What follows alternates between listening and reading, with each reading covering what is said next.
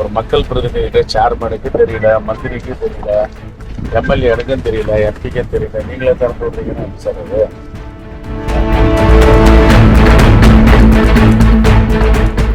நீங்களே மக்கள் பிரதிநிதி ஆகிட்டா அப்புறம் கவர்மெண்ட் அதிகாரிகளை கவர்மெண்ட் ரன் பண்ணிடலாமே. உங்க துறை யார் கட்டுப்பாட்டில் இருக்குன்னு தெரியல. நம்ம பிரஸ்டேஜ் இவங்க எல்லாம் திறக்க கூடாது, தண்ணிய இவங்க எல்லாம் தொடக்கூடாது, வெறி பிடிச்சு போய் கிடையாதுங்க அந்த துறை.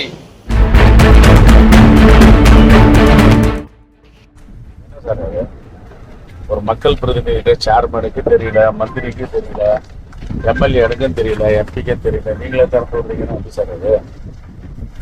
இந்த துறை அரசு துறை தானே, நீர்வளத்துறை அரசு துறை.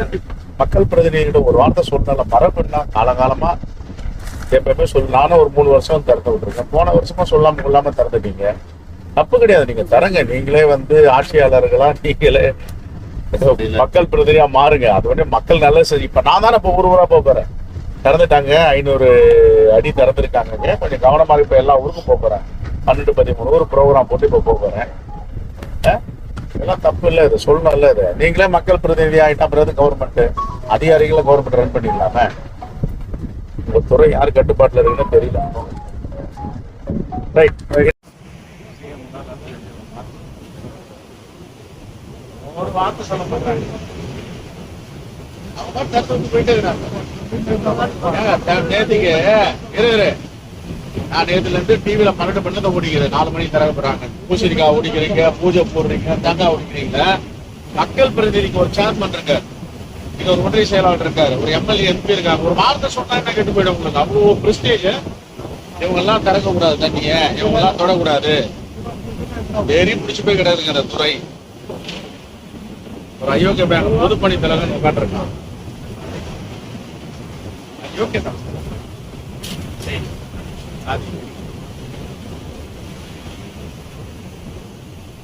இப்பதான் அந்த சாதி வெறியில மில்லு வாங்கணும்னு தெரியும்.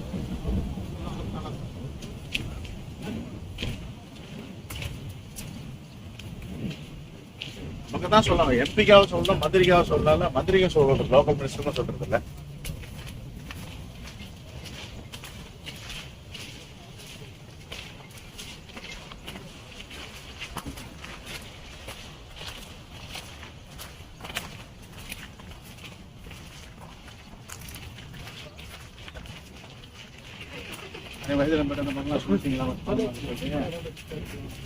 மனோகர் இப்பதான் கிளம்புறனாரு, நான் மணி வச்சு பார்த்து அதான் போறேன்.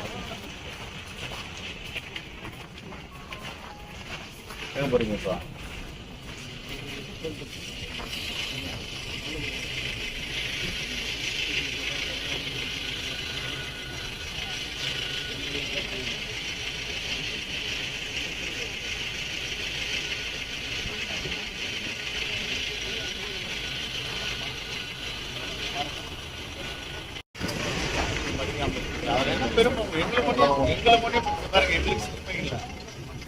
என்ன இவங்க எல்லாம் வரக்கூடாது, மக்கள் பிரதிநிதி வரக்கூடாது, இன்ஜினியர் லெவல நாங்களே பாத்துக்கோன்னா அப்புறம் இன்னத்துக்கு மக்கள் பிரதிநிதி? சிஎம் எப்படி உழைக்கிறாரு தெரியும், டெப்டி சிஎம் உழைக்கிறாரு. அவங்க பாவம் ராத்திரி மகனம் ஒரு நீங்க எங்களை கூப்பிட்டு இப்ப நான் போறேன் 10 கிராமத்துக்கு போறேன்.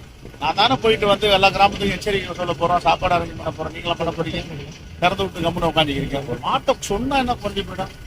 டிவியில பார்த்து நான் ஒரு 4-5 மணி நேரமா ட்ரை பண்றேன், போன் எடுக்க மாட்டேன். எத்தனை மிஸ்டு கால் இருக்கு பாரு. அதெல்லாம் பண்ணாதீங்க. இப்ப நான் எம்எல்ஏ விடுங்க, நான் பொறுமையா போறேன். இன்னொருத்தவங்க தான் பொறுத்துக்குவாங்களா?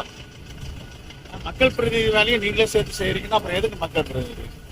ஒரு மரபு இருக்குல்ல, காலங்காலமா பிரிட்டிஷ்காரன் பீரியட்ல இருந்து கூப்பிட்டு தான் வச்சு பூஜை போட்டு தரப்பாங்க. நீங்க அதெல்லாம் செய்ய எங்களுக்கு எதனால எங்களுக்கு ஒரு சிறுமையும் இல்லை. எங்களை நீங்க சிறுமைப்படுத்த நினைச்சிட்டு இருக்கீங்க. நாங்க சிறுமையை மக்களுக்காக ஓடிக்கிட்டு தான் கிடக்கிறோம்.